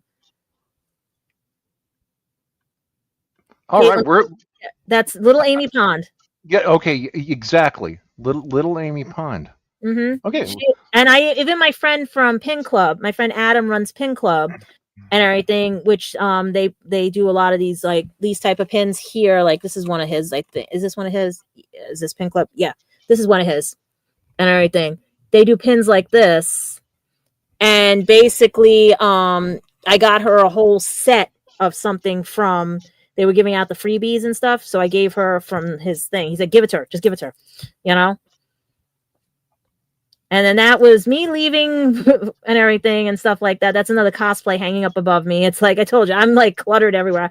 Like I don't care what people see because this is normal. I'm tired of people covering up things, sugarcoating things, hiding scars, things like that. Like we know we're all flawed. But there's a thing in Japan, right, that you put the gold leaflet through and it makes it even more beautiful. Yeah. And everything. That was one of the when I worked at Babies R Us. This at the time I was acting too and everything. The girls offered to take a headshot for me like this because they were starting to do colors and they said they wanted a color picture. So the girls did it for free, and you can see how tall the heels are because I'm short and everything. And that's how thin I was. Because the acting had me so thin, and everybody was getting worried because I was getting thinner and thinner. Okay. Headshot. That's the word I was trying to think of. Yeah. Ito, the Japanese Steffi. He has some headshots out there. I'll have to tell you that story. All right. So we are getting near the end of the album here. Yeah. Like I said, pick out whatever you guys wanted to pick out of there that was in. Yeah, the Halls of the DMV. That was our Christmas one that won me a $25 cash first place because I dressed with light up reindeer antlers, Todoroki ears, light up necklace. I went all out. It was ugly sweater day, and I ended up doing that. And there's I miss Simon so much. That's at the convention we don't speak of. Okay. But Simon was one of the ones that went to bat for me at that convention. He was so mad at them. And there's Ian sitting next to him with Frasier. Don't leave them three in a room alone. Do not. No. Mm-mm. No. You want to. And that was at Comic-Con as well. Stargate Command. Like, this is what I understand. Like, Comic-Cons back then were fun. The ones today are getting, I don't understand. I think they're running out of ideas. They seem to have become really commercialized. Yeah, it's not fun anymore. It's basically, like I said, with the press room, I was insulted so much in that press room, talked down to and everything because I didn't have a name brand press, because I didn't have the word anime in my title, or I didn't have, you know what I mean? They didn't realize who I'm connected with, because even though my outlet's Gadget Vlogs, I'm connected to Legend of Traveling TARDIS and other outlets. There they are. There's John and Vin. Yeah. That's when I worked, like I said, E1. I really want to get back with them because I loved promoting for them. They were one of the ones I used to always, especially with Haven, I was pushing that show like crazy. And that's recently our 20th Halloween since 2005. I've been doing Halloween in my building for the kids. And it was a big hit. It's just the wind didn't bring as many. We got a lot of candy left, so if anybody wants candy. Oh, you said the wind. This is outside? This was inside my apartment building, but the wind was so bad because we have a lot of trees. They were coming down. So yeah, people were like, it was so windy, getting blown everywhere. But they were around the block at the houses because they don't realize some of the apartment buildings. And I'm gonna get a bigger sign this year because I had a sign that said candy. I lit it up, but only a few people, the regulars, came and stuff. That's kindergarten, as you see, red hair. That's what I'm saying. Okay. I don't remember when I lost it. Yeah, same here. My hair was blonde when I was little. I don't know. I don't know how that. We don't know what happened to it. All I know is when I started acting, it went straight to blonde when they put the highlights in. So it went from red to blonde. Mm-hmm. Yeah. Even it's like a dark blonde now and everything. Like I got it tied up right now, but it's like, yeah, it's. So. Yeah. Yeah, on the next episode of Tea After Dark, when you have time to be on, I'm really looking forward to talking to you about this is another one of my originals. Acting. Yeah, this is another one of my originals that I did. It was for my coworker, her son. I've been owing him a blanket, and it was right before they let me go from the job. They were like, "How the hell?" Like they I knew what they were doing at my job. I knew what they were doing because it was when all this stuff with ADA and DEI and other things, and they couldn't. They just saw somebody with a disability doing better than some other people, and they just couldn't understand that. They kept saying, "How do you have a driver's license? How do you have this?" You know, and I do this. This is just me drawing it out on graph paper and making it. Well, I really like the color combination, and you know, I don't know if it's a saying in California, but if somebody doesn't know about ADA, that's when it's time to drop a dime. You know what that means. You know what that means, right? But you know how politically New York is. Yeah. That's the problem we have, and that's why I'm getting frustrated that they'll fund for autism, but not for, regular dyslexia and everything. Oh, and this was at the My Hero Academia movie, the last movie. I was at Regal Cinema down on 14th Street, and we brought the TARDIS in case anybody recognized the TARDIS while I was at, because that happened to me once before. I'll be at a movie and everyone will recognize me and go, "Where's the TARDIS? We want to pose," and I don't have the TARDIS with me. Yeah, Jim, we're all going gray here. Let's go back to this one. Kenny says that this one looks awesome. Yeah, and I everybody have to fell in agree. love with it at work. Everyone did. Yeah, yeah. And that was I'm just me wondering- drawing it up because he was a toddler now, so I figured I'd go smaller and that she could just put it like when he puts him in the car seat, and stuff like that, not too big or anything. And he's learning his colors, so I did the colors so that he could see his colors and everything. Okay. Mm-hmm. Yeah, I like the color combination. That really. And that works was at well. Anime NYC when they took the full shot of me with the sneakers and everything. Okay. Mm-hmm. And we got the frog there. So that's inside. It's an inside joke on that series. You guys have to watch it. I got a phone call saying Mau Mau is you, because everyone. Because now here's another thing I'm very upset about. Like, well, first we'll go with this one because that person there deserves a ton of hugs and everything. That's Michelle Knotts. That was Jessie from Pokemon, and she's worked on the what's that new one with the gods? It's an anime with the gods. It's on Netflix and everything. She used to live in Jersey recently, but she moved to Texas for more work and everything. She has been my best friend for years and years and years. And the only time I get to see her is at the conventions because we have been trying to hook up since she lives in Jersey. And we've been trying so hard. But what I have with me, her auditions, everything and stuff, she stays in touch. Her birthday was on the 27th, same day as my niece and everything. So like she's one, like, yeah, like definitely like a person. And this person here, you're gonna make me cry.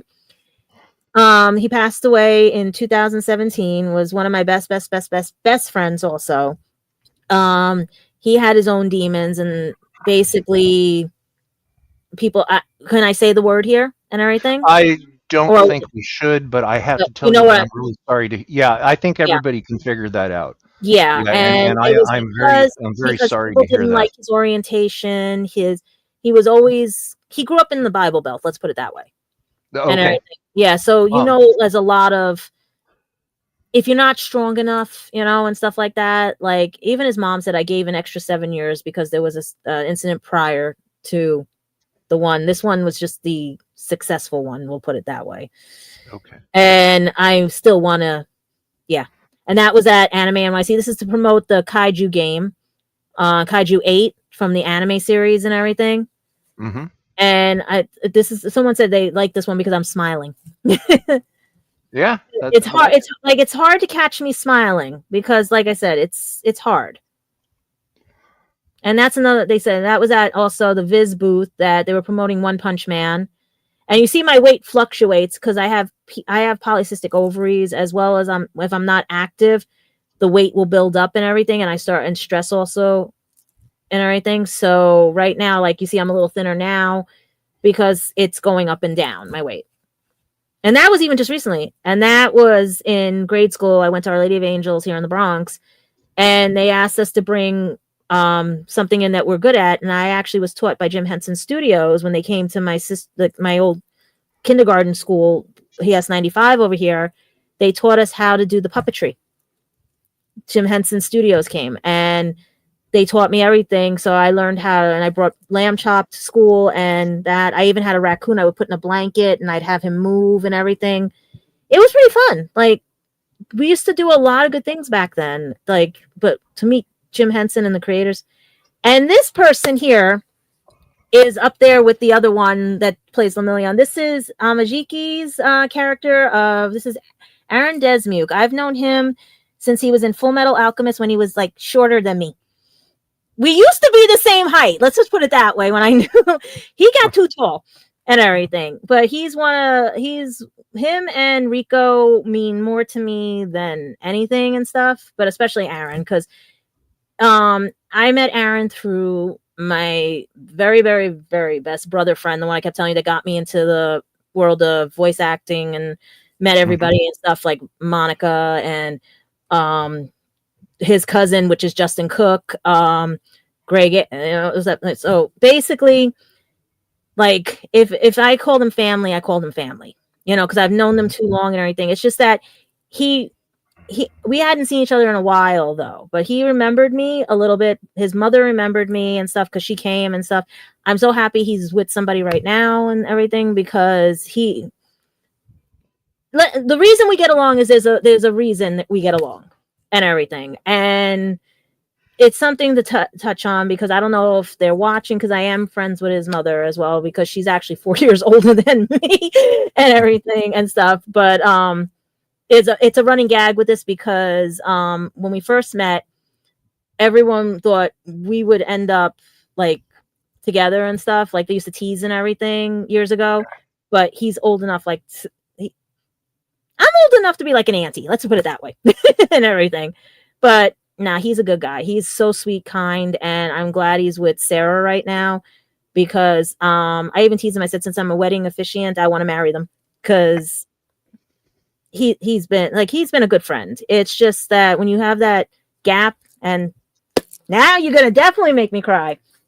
This wonderful person here is Greg Ayers, and how I met him is very funny and everything. He's the reason I got to meet everybody from Funimation, Viz, Pioneer, all that stuff. I know like Carly Mosier, Josh Grell, his brother Greg. That's how I met Aaron. I've met Monica. I know Colleen, the other Chris's, and everything, all because of this wonderful man here who passed away. The voice of Frieza, the voice of, like, he would train a lot of upcoming actors, voice actors, and everything. And I met him because this is the funny part. I was on OkCupid, met this guy. His nickname was Loki, right? Real name Brian. Brian was okay and everything. It just, he couldn't handle what was here. And then he also did something stupid and everything. But we tried to stay friends, but didn't work out and everything. But he used to do the handler roadie type thing for Chris. And Chris would always be calling and talking with me and stuff. And there's our other actor from Haven and one of the producers and everything. And basically, Chris would always, after he said, well, since Loki ditched you, I'm keeping you. You're my little sister. You're family now. So I ended up being family, and that's how I got to meet everybody. And that's why it hurts that a lot of the older crowd of voice actors don't remember me, because they know me as Felicia, versus the new crowd, which is Eros, Beckles, AJ Beckles, like who's on Don to Don, Rico, and everybody. They all know me as Gadget Pendragon. So that's where the disconnect happens and everything. This was made for a coworker who I shouldn't, again, unappreciated coworkers who don't understand, but his girlfriend at the time loved it. She said, like they broke up, but this was for their daughter and everything. And his girlfriend used the same thing, would like say, no, she's good. She's a good person. Don't treat her bad and everything. But yet he goes and treats me bad and everything. So yeah, but I made that for their daughter, and that same thing. And then that was at Times Square at the Madame Tussauds wax during Christmas time. That Slimer's holding the TARDIS. They let me do it. They just said, I think that's at the Madame Tussauds in San Francisco here also. Yeah, it's down on 42nd Street. They had him out there with the Santa on it. I said, can I do it? They go, yes. And the final picture. Yes, I was Kim Possible, my first ever fully official cosplay and everything. With the Healy skates, because those I had to stand there perfectly because I was ready to go down that hill. There's a hill there. And those are Healy skates I had the communicator there. I did the sewing on the top. It was actually a turtleneck that I cut and everything, found those pants, and everyone was like, but it's not Kim Possible. I said, yes, it is. Because it doesn't have to be exact. Cosplay does not have to be exact. You could have as close as you can get.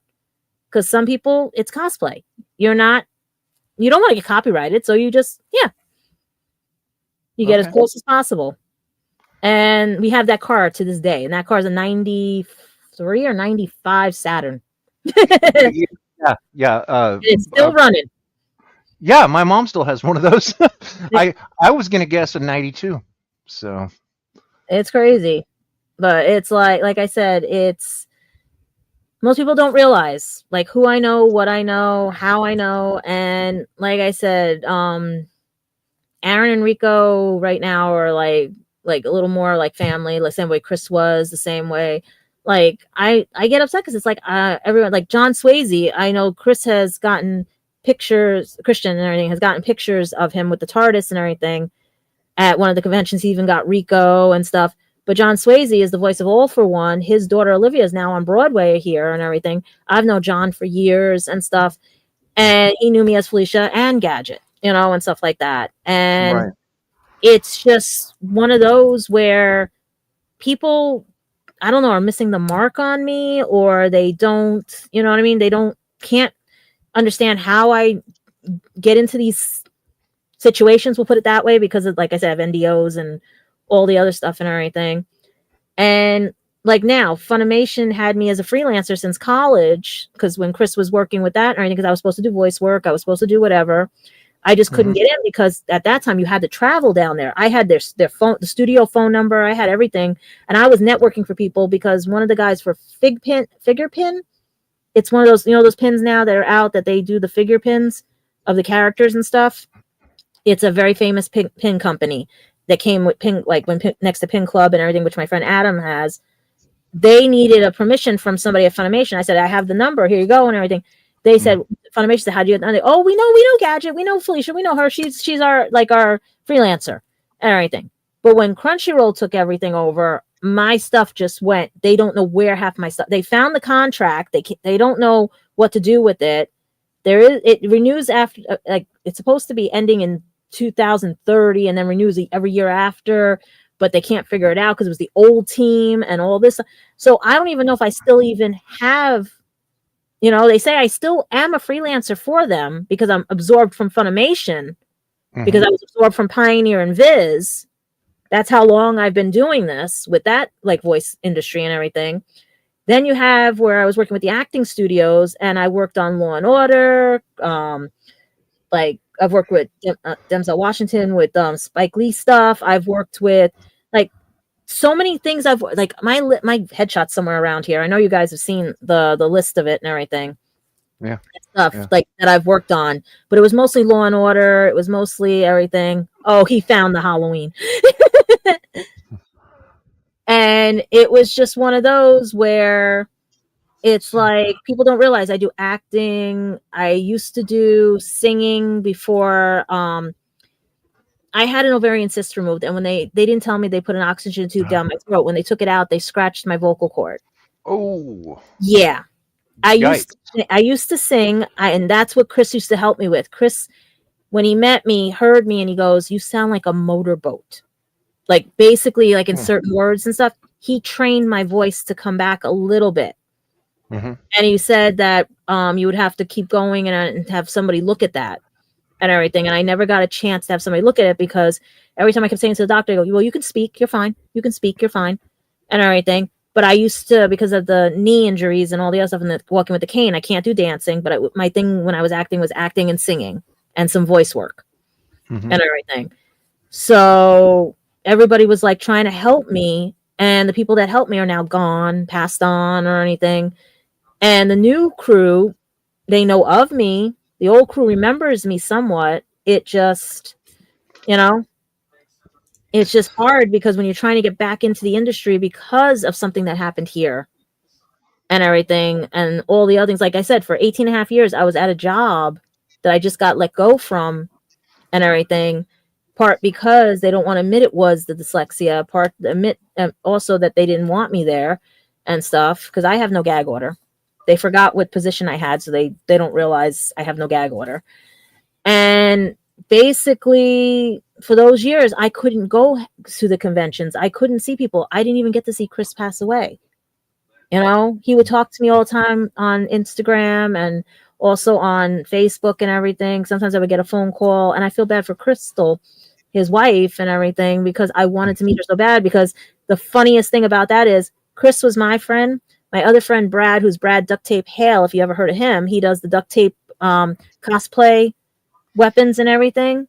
He usually has a YouTube channel and everything. Crystal was his friend. Yeah, I've seen those. Yeah, Crystal was his friend, and they somehow Chris and Crystal met, and those two, I never saw Chris smile so much. You know, he was like, Awesome. there was a new, like Crystal brought light to him and everything, and that was like, I was so happy with that.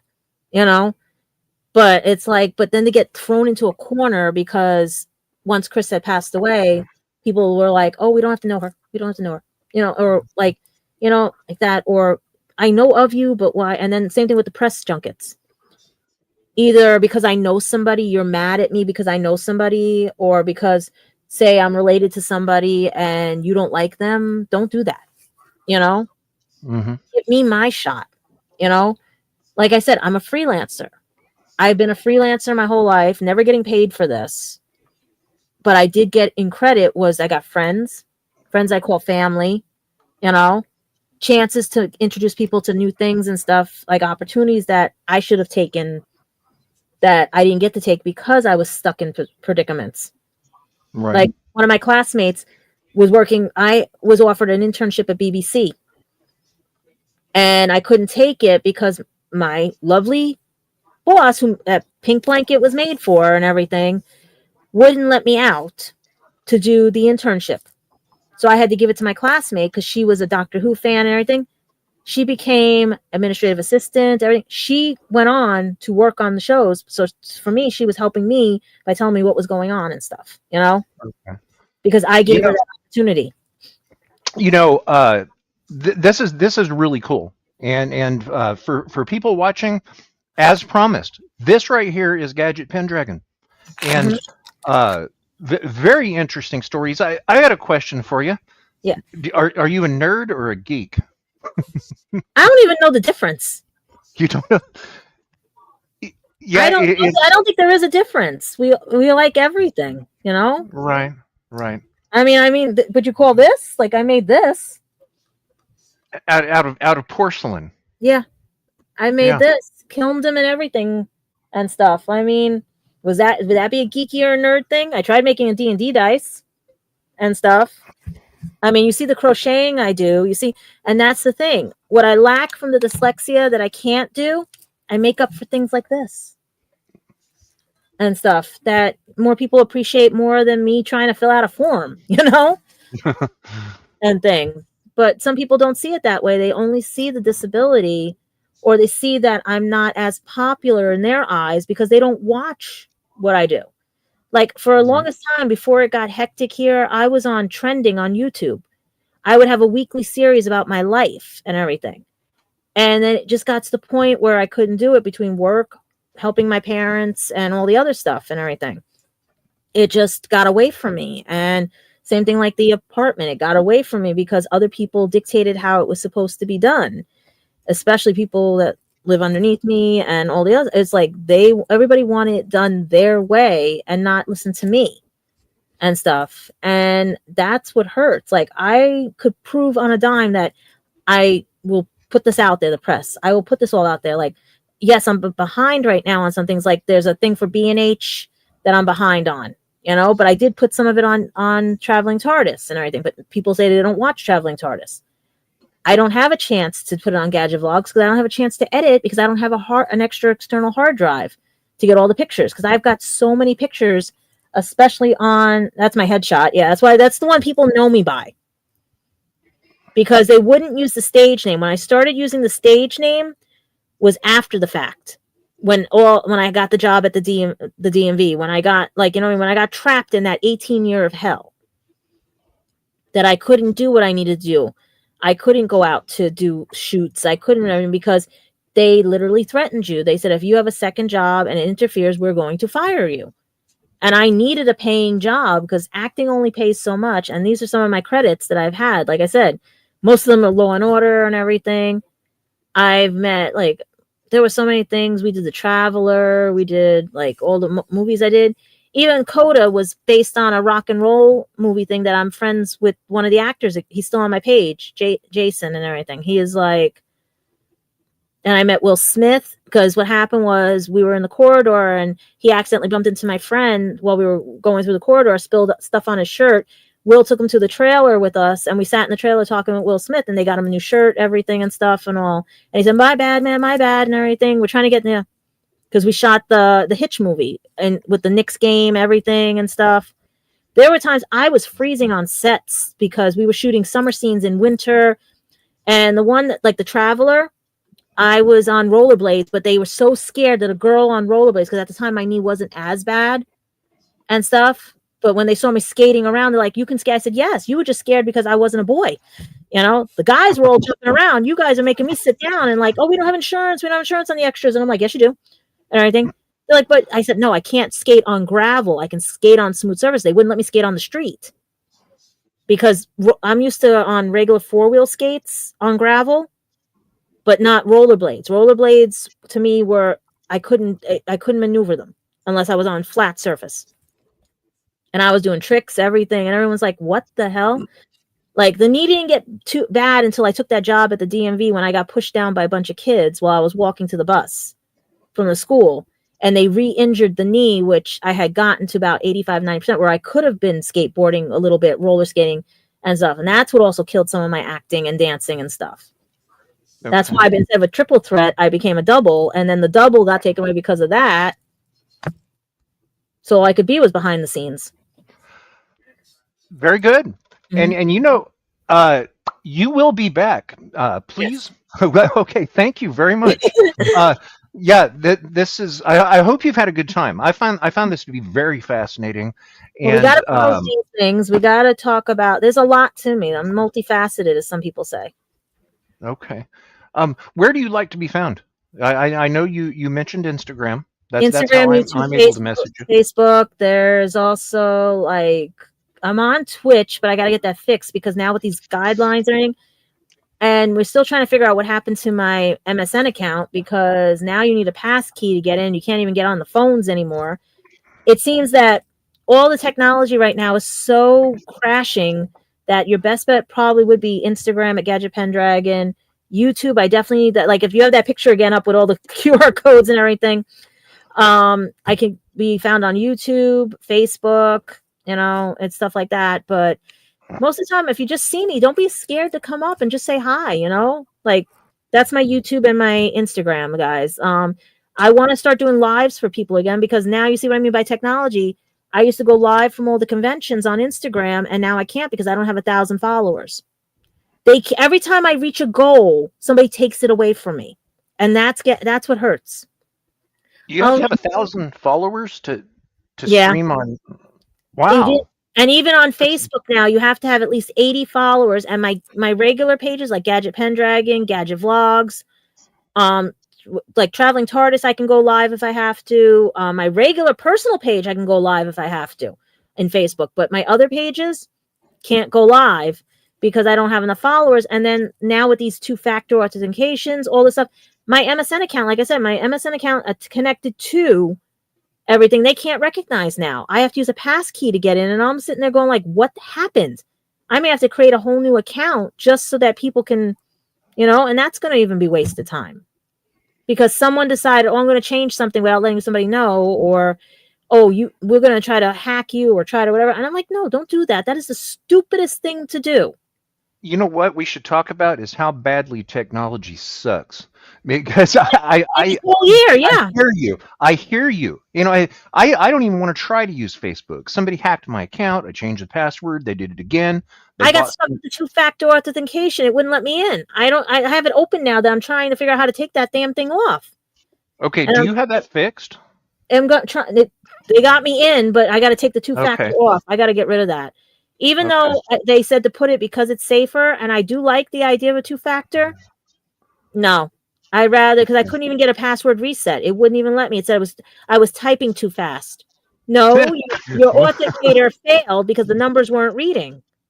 And they don't want me to. Same like Microsoft. All of a sudden, my Outlook account is gone off my Samsung email.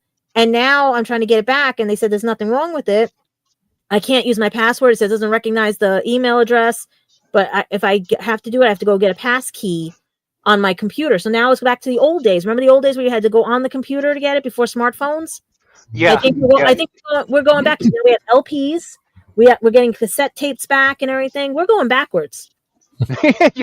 Yes, I would have Go to back agree to with that. phones. I mean, like I said, look, I have, like I said, press passes and everything like this stuff.